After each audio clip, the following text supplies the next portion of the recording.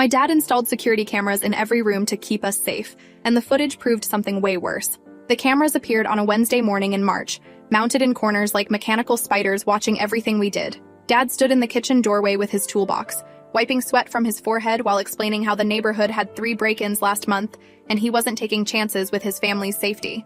Mom nodded along, her hands wrapped around a coffee mug that said, "World's Best Wife," and I remember thinking how the steam rising from it looked like the fog that rolls through our backyard sometimes, obscuring everything until you can't tell what's real anymore. The cameras had tiny red lights that blinked every few seconds, like electronic heartbeats pulsing through our house, turning our home into something that felt more like a museum exhibit than a place where people actually lived and breathed and made mistakes they didn't want preserved forever. I was 15 when the cameras went up, old enough to understand privacy, but young enough that arguing felt pointless. My younger brother Caleb just shrugged and went back to his video games, controller clicking in that rhythmic way that had become the soundtrack of our house.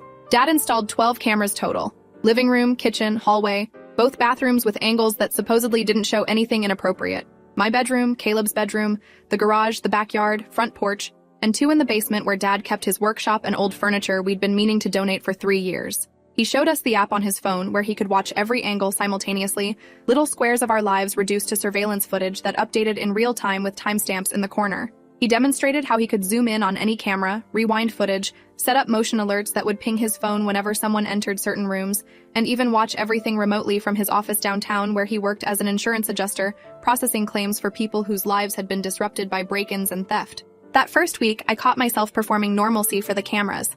I'd walk differently through the hallway, smile more in the kitchen, arrange my face into expressions I thought a regular daughter should wear. Mom started dressing more carefully even at home, trading her comfortable clothes for outfits that looked deliberate, like she was always expecting company even though nobody ever visited anymore. Caleb stopped scratching himself absent-mindedly on the couch, stopped singing badly to his video game soundtracks, stopped being the goofy 12-year-old he'd been before the cameras turned him into someone who understood he was always being observed. We became actors in our own home, playing the roles of a happy family for an audience of one man who watched from his phone during lunch breaks at work, during meetings when he should have been paying attention, during the commute home when traffic crawled and he had nothing better to do than scroll through footage of his family existing without him. The real reason Dad installed the cameras became obvious 2 months later, when I came home early from school after a half-day for teacher conferences. I walked through the front door expecting an empty house because Mom's car wasn't in the driveway, and I figured she'd gone to the grocery store like she did every Thursday afternoon. Instead, I found her in the kitchen with a man I'd never seen before, both of them jumping apart like they'd been electrocuted when they heard my backpack hit the floor. The man was tall with graying temples and wearing an expensive-looking suit, and he left through the back door so fast he knocked over a chair, the sound of it clattering against tile echoing through the suddenly silent kitchen. Mom stood there with her lipstick smeared, her shirt buttoned wrong, her face cycling through panic and guilt, and something else I couldn't identify, telling me in this high-pitched voice that he was a contractor giving estimates for new countertops, even though we'd never talked about replacing our countertops, and the man hadn't been carrying any tools or measuring tape or anything that would support her desperate lie. I didn't believe her, but I also didn't say anything to Dad. Something about the cameras suddenly felt less like protection and more like a trap waiting to spring, and I wasn't ready to be the person who triggered whatever explosion was building in our house. That night at dinner, Dad kept checking his phone between bites of meatloaf, his eyes flicking to Mom across the table with this expression I couldn't read, something between suspicion and satisfaction and fear. It was like watching someone do complicated math in their head, arriving at an answer they didn't want but couldn't deny, carrying numbers that added up to the destruction of everything they'd built over 17 years of marriage. He didn't mention the footage. He didn't accuse her. He just watched and waited, and I realized the cameras weren't about burglars at all. They were about Mom, and whatever Dad suspected she was doing, and his need to have proof before confronting her because insurance adjusters deal in evidence and documentation and irrefutable claims that can't be argued away with tears or apologies. 3 weeks passed where everything felt like it was happening underwater, sounds muffled and movements slow, like we were all drowning but pretending we could still breathe normally. Dad watched his phone constantly, scrolling through footage during commercials, during breakfast, during the quiet moments when normal families might have conversations about their days. Mom became more careful, checking camera angles before moving through rooms, angling her body away from lenses when she made phone calls, covering her mouth with her hand when she talked so lip readers, or maybe Dad couldn't see what she was saying. I started watching both of them watching each other, this triangle of surveillance that made the house feel smaller every day, like the walls were closing in because too many eyes were trying to see too many things. Caleb was the only one who seemed oblivious, but he was 12 and mostly cared about whether we had the right snacks, and if his internet connection was fast enough for gaming, his childhood innocence still intact while the rest of us performed our slow-motion family disintegration for the cameras. The explosion happened on a Saturday night in late May when the air conditioning had broken and the house felt like a sauna, heat pressing down on us like physical weight. Dad had been working overtime all week, coming home after we were asleep and leaving before breakfast, and Mom seemed relaxed for the first time in weeks, humming while she made dinner, actually smiling when Caleb told some stupid joke about a chicken crossing the road. I'd actually started to think maybe I'd imagined the tension. Maybe the cameras had accomplished their purpose and now we could all relax into being a normal family again. Then Dad came home at 6 o'clock instead of 10, and the look on his face made my stomach drop to somewhere around my knees, my body understanding before my brain did that everything was about to change in ways we couldn't reverse. He walked straight to the living room without taking off his shoes, tracking dirt across Mom's clean floors, pulled up the camera app on the TV screen instead of his phone, and played footage from 3 days ago. Wednesday afternoon, 2:47 p.m., our kitchen camera with its timestamp glowing green in the corner. Mom and the same man from before. Except this time they weren't jumping apart. They were kissing against the refrigerator where we kept family photos held up by magnets, his hands in her hair, her leg wrapped around his waist, both of them making sounds I'd never heard my mother make. The timestamp showed they stayed like that for 11 minutes before moving toward the bedroom, and Dad paused the video right there, freezing Mom's face in an expression of pleasure that felt obscene to witness in our living room on our family TV, where we usually watched sitcoms and cooking shows. Mom's face went completely white, then red, then white again, blood rushing around her body in visible waves. She tried to speak, but nothing came out except this small choking sound, like someone had wrapped hands around her throat and squeezed. Caleb looked between them confused, still holding his phone with some game paused on the screen, not understanding what he was seeing, but knowing it was bad from the way Dad's hands were shaking and Mom looked like she might vomit. I sat frozen on the couch, watching my family dissolve in real time because of cameras Dad installed to protect us from imaginary threats, when the real danger was always coming from inside. The calls coming from inside the house like in those horror movies, except this was real life, and nobody was going to survive without scars. The screaming started after Caleb ran to his room, his footsteps pounding up the stairs fast and heavy. Mom yelled that Dad was never home, that he worked 70 hours a week and ignored her for years, that the cameras were psychotic and invasive and had made her feel like a prisoner for months. Dad yelled that she'd destroyed their marriage, that he'd known something was wrong but wanted proof before accusing her, that the cameras had saved him from years of continued lies and betrayal. His voice cracked on that last word, betrayal, and I heard real pain underneath the anger, the sound of someone whose whole world had collapsed around them. Neither of them looked at me sitting there on the couch still holding my phone, and I understood then that kids are just collateral damage when parents go to war. We're not people with feelings who might be traumatized by watching footage of our mother cheating on our father on the 70-inch TV screen we'd picked out together last Christmas. We're just audience members to their drama, witnesses to destruction we didn't cause but would carry forever. Dad moved into the basement that night, taking his laptop and a sleeping bag and 2 pillows from the hallway closet. Mom locked herself in the bedroom, and I could hear her crying through the door at 2 in the morning when I went to check if she was okay, her sobs muffled but still audible, the sound of complete despair that made my chest hurt. She wouldn't let me in, just told me through the wood that everything would be fine and I should go back to sleep. Lies we both knew were lies but needed to say anyway. But nothing about anything felt fine.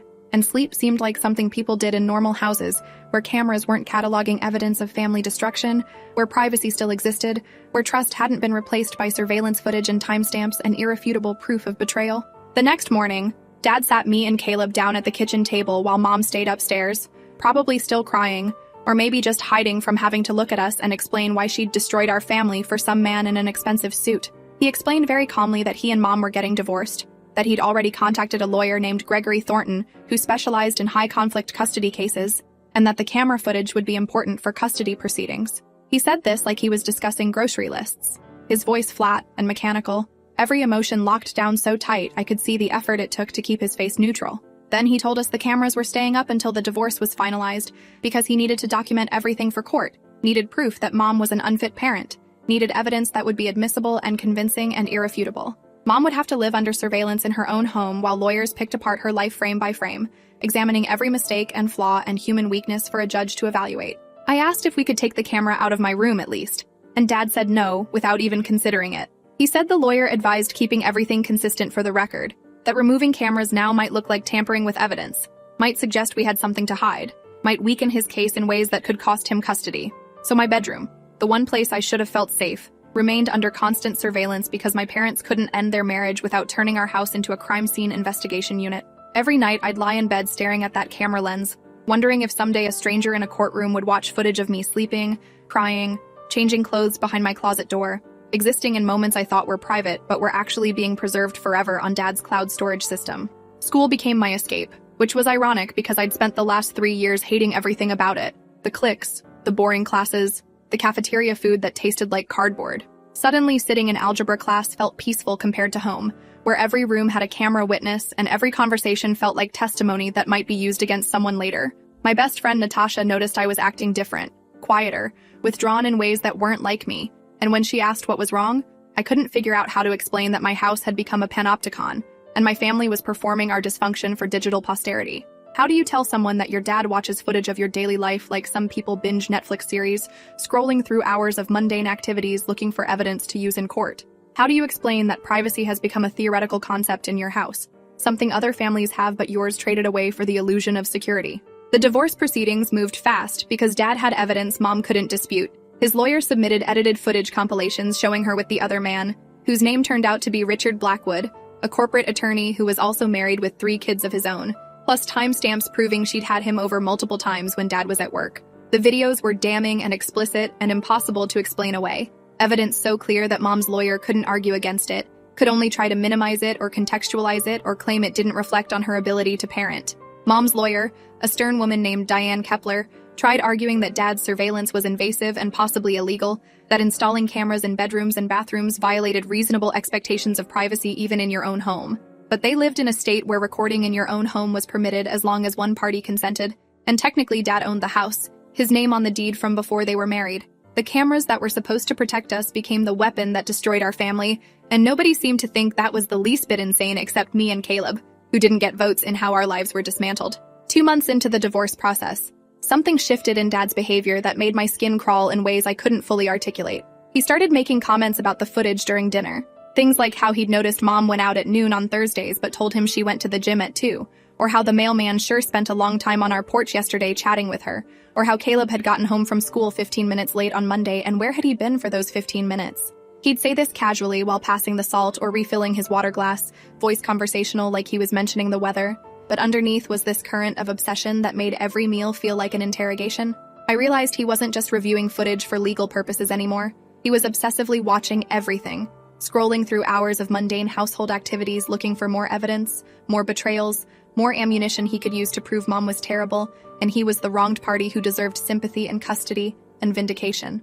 I tested my theory one Wednesday afternoon by walking through the house slowly, making exaggerated movements, pretending to limp slightly like my ankle hurt. That night, Dad mentioned at dinner that I seemed tired when I got home from school.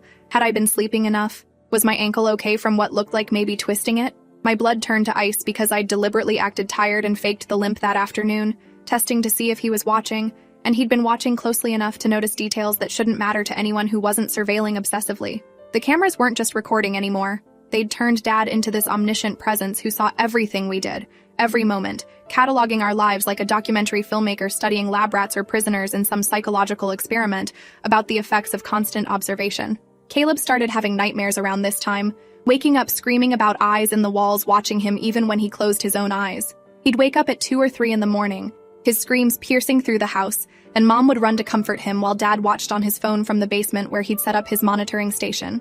I know he was watching because the next morning he'd mention hearing Caleb cry at 3:14 a.m. specifically, his voice concerned but his eyes dead, like he was reporting weather conditions rather than his son's terror, data points instead of human suffering. The cameras were supposed to make us safer, but instead they'd turned our home into a surveillance state where even fear became performative, where Caleb couldn't have a nightmare without it being observed and documented and mentioned the next day over breakfast cereal. Mom started looking for apartments in June, taking Caleb and me to view places on weekends, while Dad watched the camera footage of our empty house, probably rewinding moments with Richard Blackwood, torturing himself with evidence he'd specifically installed cameras to capture. One place we looked at was a 3rd-floor walk-up with huge windows and no security system, and Mom stood in the living room crying because she said it felt like she could breathe again, like the air itself was different when you weren't constantly being watched. The apartment was small and had carpet that smelled like old cigarettes, but it had no cameras, and that made it feel like paradise compared to our house where every room was observed and every action preserved. I didn't tell her that I'd started holding my breath in our house, counting seconds between inhales, trying to make myself smaller and less noticeable for the cameras, trying to become invisible in my own home because being seen meant being observed meant being judged by Dad's constant scrutiny. The custody hearing was scheduled for July 15th, and Dad's lawyer had prepared a presentation using camera footage to demonstrate Mom's unfitness as a parent. They had clips of her drinking wine alone at night after we'd gone to bed, talking on the phone for hours instead of checking on us every 5 minutes, leaving dishes unwashed in the sink overnight because she was too tired or too depressed to clean, every minor failing magnified through the lens of surveillance and edited together into a compilation that made her look neglectful and selfish.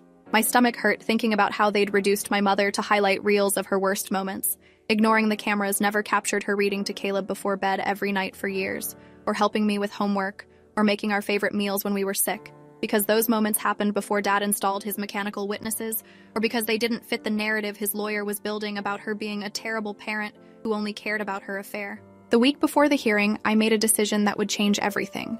I'd been thinking about it for days, lying awake at night staring at the camera in my room, watching its red light blink like a patient predator, and finally I couldn't take it anymore. The weight of being watched constantly had become physical, pressing on my chest until breathing felt difficult, and I needed to know exactly how bad things had gotten. I went to Dad in the basement where he'd set up a monitoring station with 3 screens showing different camera angles simultaneously. Living room, kitchen, hallway, all visible at once like a security guard watching a mall. And I asked him point blank, "Are you watching us all the time?" He looked surprised by the question, like it hadn't occurred to him that I might wonder about his viewing habits. Then defensive, his shoulders tensing up. He said he checked the cameras periodically for everyone's safety and for legal documentation purposes. I asked how often periodically meant, and after a long silence where he stared at his screens instead of looking at me, he admitted he'd been watching every night for hours, scrolling through the day's footage while we slept upstairs, reviewing every moment we'd lived through just hours before. He said it was necessary, that he couldn't trust Mom not to do something that might endanger us, that as our father he had a responsibility to monitor the situation and make sure we were safe from her bad judgment and moral failings. I felt sick listening to him justify surveillance as love, protection as obsession, control as parental responsibility.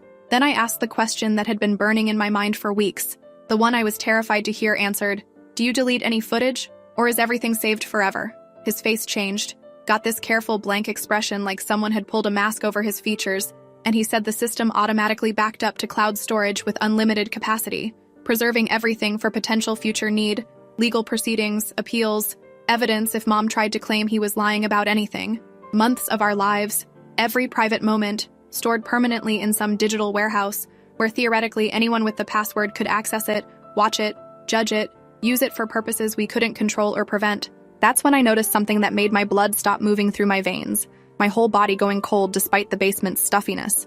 On one of his monitors, a video was paused. Footage from my bedroom camera showing me changing clothes behind my closet door 3 days ago. Thursday afternoon when I'd gotten home from school and changed out of my uniform.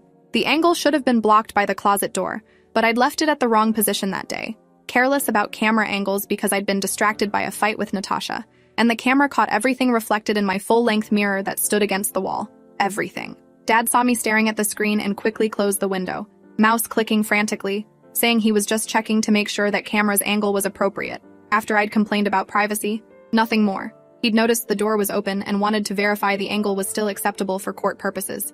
I didn't believe him.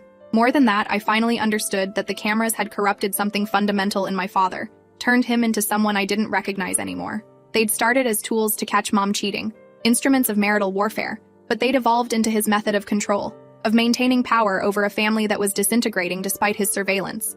And now, looking at his defensive expression and the quickly closed window and the way his hands were shaking slightly, I had to consider a possibility that made me want to vomit right there on his basement carpet, that maybe Dad wasn't just watching for evidence or protection anymore. Maybe the cameras had given him access to things he shouldn't be seeing, and maybe he'd been looking at them in ways that had nothing to do with custody battles or safety concerns. I went back upstairs on legs that felt like they might collapse, my whole body shaking with a combination of fear and rage and disgust I couldn't fully process.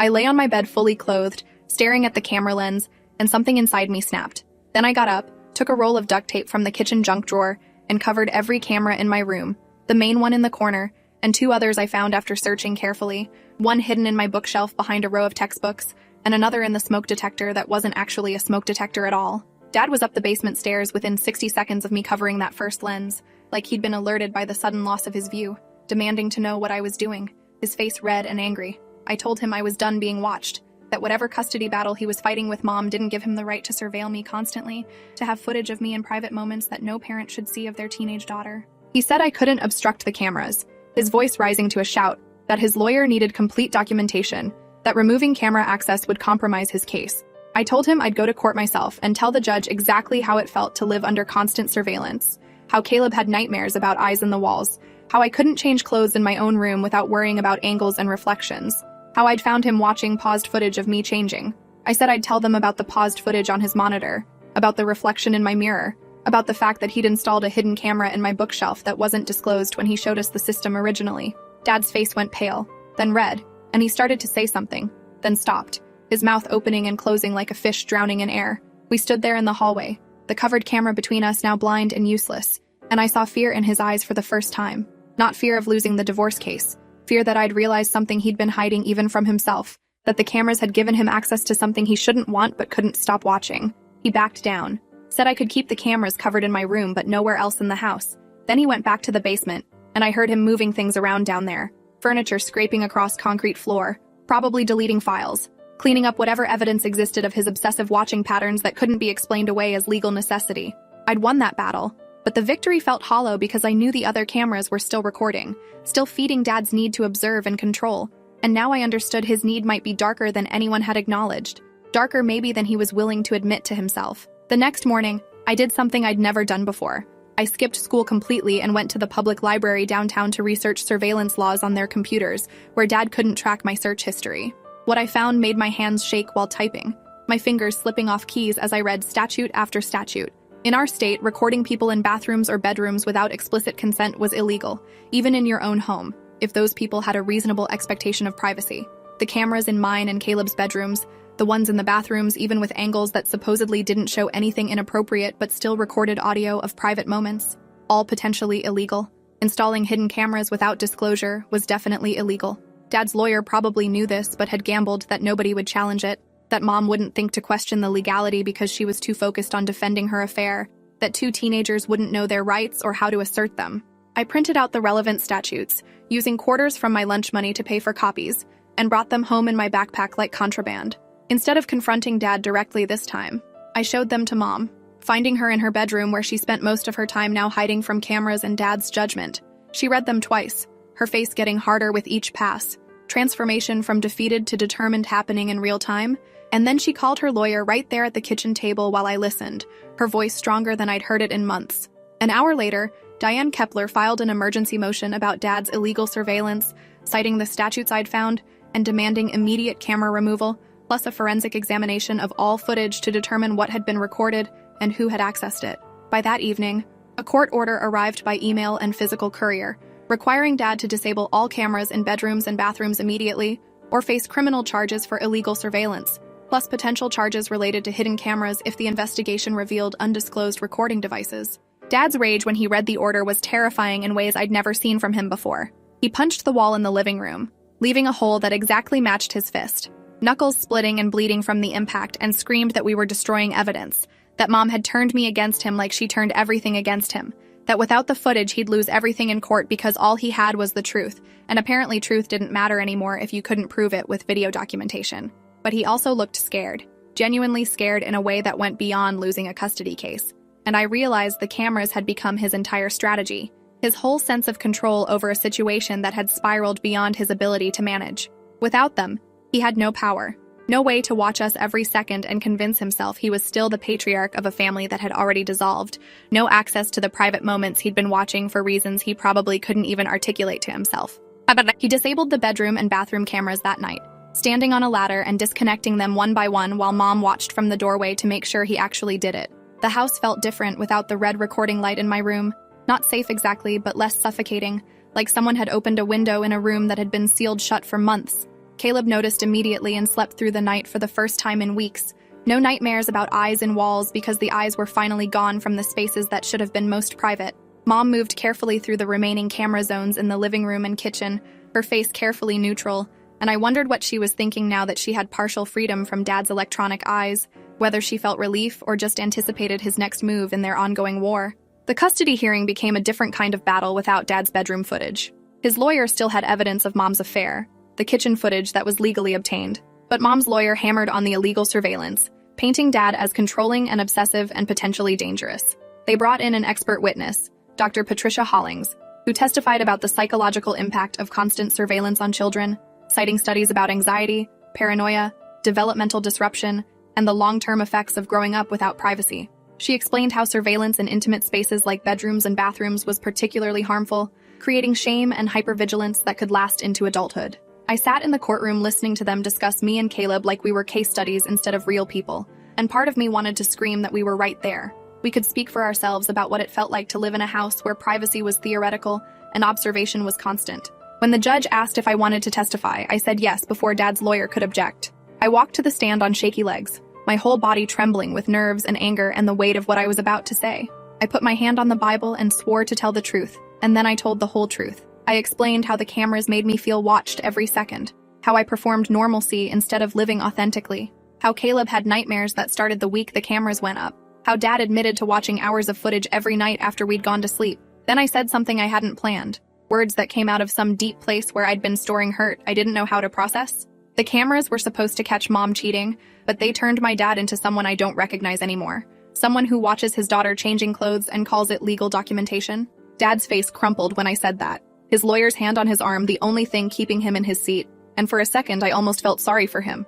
But then I remembered the paused footage on his monitor, the hidden camera in my bookshelf, the obsessive watching that had nothing to do with protecting me and everything to do with control, and my sympathy evaporated like water on hot pavement. The cameras had revealed something worse than Mom's affair. They'd revealed that given the tools to surveil his family constantly, Dad would use them compulsively, justifying invasion as protection until he couldn't tell the difference anymore. Until watching his children in private moments seemed normal and necessary instead of the violation it actually was. The judge took a week to issue her ruling, saying she needed time to review all the evidence and testimony carefully.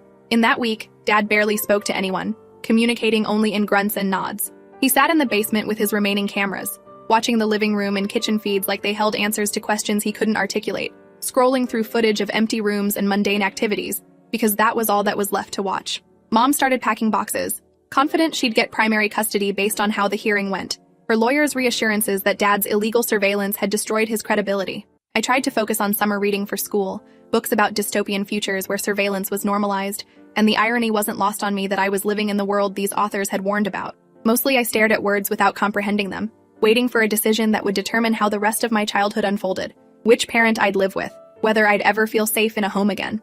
The ruling came on a Friday afternoon in late July, delivered by email to both lawyers simultaneously. Mom got primary custody of me and Caleb. Dad got supervised visitation every other weekend until he completed a court-ordered evaluation with Dr. Nathan Frost, a therapist specializing in obsessive behavior and boundary violations. All surveillance cameras had to be removed from the house within 48 hours, professionally uninstalled, and the footage turned over to Mom's lawyer for review. Dad was prohibited from installing cameras in any residence where his children were present without explicit written consent from both children and their legal guardian. The judge's written opinion included a full paragraph about how surveillance technology in domestic situations required careful ethical consideration, and that parental rights didn't extend to constant monitoring that created psychological harm, violated privacy, or crossed boundaries into voyeuristic observation. She noted that Dad's behavior with the cameras suggested concerning patterns that needed professional evaluation before unsupervised contact with minors could resume. Dad read the ruling in his car outside the courthouse, and I watched through the window as he cried. Real sobs that shook his shoulders, not the controlled tears of frustration, but the raw grief of someone who'd lost everything by trying too hard to control it. His hands gripped the steering wheel until his knuckles went white, and he pressed his forehead against it, body convulsing with emotion he usually kept locked down tight. Part of me wanted to go comfort him, tell him we could rebuild some kind of relationship eventually, that he was still my father despite everything. But another part of me, the part that had lived under his cameras for 4 months, the part that had found him watching paused footage of me changing clothes, felt only relief that the watching was finally over, that the cameras would come down and stay down. We moved out the following Monday into Mom's new apartment with the huge windows that let in natural light. Dad came to remove the cameras on Tuesday morning, arriving with a ladder and his toolbox and a defeated expression that made him look 10 years older. He worked in silence while we carried boxes past him, mechanically dismounting the devices that had documented our family's destruction, unplugging them and wrapping cords around his hands methodically. When he finished, he stood in the empty living room holding a garbage bag full of cameras and cables and power adapters, looking lost like someone who'd forgotten why they entered a room. The walls had marks where the cameras had been mounted, small holes that would need to be filled and painted, physical evidence of surveillance that had seemed permanent just days ago. I almost left without saying anything, already halfway to Mom's car with my last box of clothes and books. But at the last second, I turned back and walked into the empty house one more time. Dad, the cameras didn't protect us. They just showed you what you were afraid to see, and then they turned you into something you weren't before. Something that scared me more than any burglar ever could. He looked at me with red-rimmed eyes and nodded slowly, like he'd been waiting for someone to say it out loud, like hearing it from me made it real in a way it hadn't been when the judge said essentially the same thing. Then he left, and I watched him drive away with his bag of surveillance equipment, the mechanical eyes that had seen too much and understood nothing about what it actually means to keep a family safe. The thing nobody tells you about trauma is how it lingers in weird ways, showing up when you least expect it. For months after we moved, I'd catch myself performing for cameras that weren't there, checking corners for lenses before changing clothes, wondering if someone was watching even in the new apartment that Mom had specifically chosen for having no security system at all. Caleb stopped having nightmares but started obsessively closing doors and curtains, needing complete privacy even for mundane activities like homework or watching TV, his need for control over his own visibility bordering on compulsive. Mom never fully relaxed, always slightly tense when entering rooms, like she expected cameras to reappear spontaneously, her body remembering surveillance even when her mind knew we were finally free of it. But eventually, slowly, we started healing. I stopped checking corners compulsively. Caleb opened curtains again, let light into rooms, stopped hiding from visibility. Mom laughed without looking over her shoulder first, made phone calls without covering her mouth, existed without the constant awareness of being observed. We learned to exist without an audience, to have private moments that stayed private, to make mistakes without them being preserved digitally forever for lawyers and judges and strangers to examine. The apartment became a home instead of a stage, and we became a family again instead of performers in someone else's surveillance obsession, actors who'd forgotten their real lines and personalities. 6 months after the divorce finalized, Dad completed his court-ordered therapy, and his supervised visits became unsupervised weekend custody. The first time Caleb and I stayed at his new apartment, a small one-bedroom where he gave us the bedroom and slept on the couch, I checked every room for cameras before unpacking my overnight bag. There weren't any. No red lights, no hidden lenses, no angles that suggested observation. Dad noticed me checking, saw me looking in corners and behind picture frames, and said quietly, "I learned my lesson. Some things are more important than proof. Some things you have to take on trust." It was the closest he'd ever come to apologizing for what the surveillance had done to us, for how his need for evidence and control had destroyed the family he claimed to be protecting. I'm 18 now, about to leave for college 3 states away, and sometimes I think about those cameras and what they revealed. Everyone assumed they'd prove Mom was a bad person for cheating, that the footage would show clearly who was right and who was wrong in my parents' marriage. Instead, they proved that surveillance corrupts the watcher as much as it controls the watched. They proved Dad's need for control could become its own kind of violation, that protection could transform into harm, that watching constantly doesn't keep people safe, it just makes them afraid. They proved that safety and security aren't the same thing, that you can lock all the doors and monitor all the rooms and still lose everything that matters, because trust and privacy and dignity aren't things you can preserve through observation. The final irony came last week when I helped Dad pack up his apartment for a move to a smaller place closer to his new job. I found the box of cameras in his storage unit, labeled "Security System" in his handwriting. The same handwriting that used to leave me encouraging notes in my lunch bag when I was younger, and he was a different person. He saw me staring at it and said he'd been meaning to throw them away, but hadn't gotten around to it yet. Voice guilty like he'd been caught keeping something he knew he shouldn't have. I took the box to a dumpster behind the storage facility and threw it in myself, listening to the satisfying crash of machinery meeting its end, plastic and metal and glass breaking into pieces that could never be reassembled. Dad watched from his car and didn't stop me. Thanks for watching till the end. Make sure to subscribe and like to not miss the next story.